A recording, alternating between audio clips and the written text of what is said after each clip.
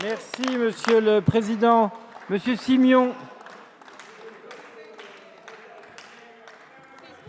Merci, Monsieur le Président. Alors, d'abord,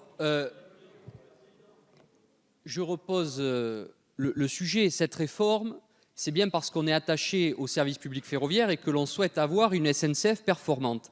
Et comme vous, j'ai le temps de lire sur ces bancs parce qu'on entend tellement de choses. Et je viens de recevoir il y a quelques heures le rapport de l'ARAFER, l'ouverture à la concurrence du transport ferroviaire de voyageurs, les enseignements européens, un rapport de mars 2018.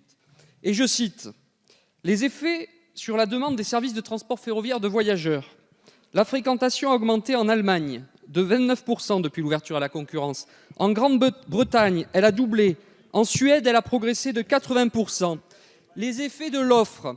L'offre des transports ferroviaires en Allemagne, depuis l'ouverture à la concurrence, a augmenté de 20%. C'est ça la réalité. Au Royaume-Uni, de 30%. En Suède, de 53%.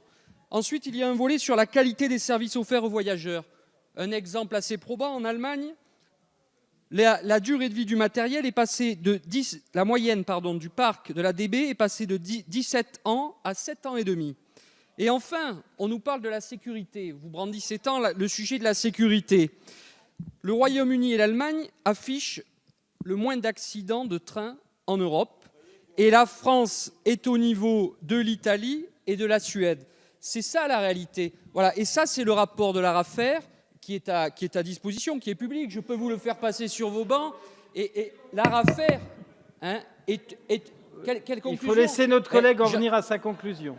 La conclusion que nous pouvons tirer de ce rapport de l'ARAFER est que la concurrence est stimulante et que, loin des agitations médiatiques que vous pouvez brandir ici et là, la réalité, c'est ce rapport qui dit clairement que la concurrence est stimulante et que, derrière, ça développe plus de mobilité et l'usager est gagnant.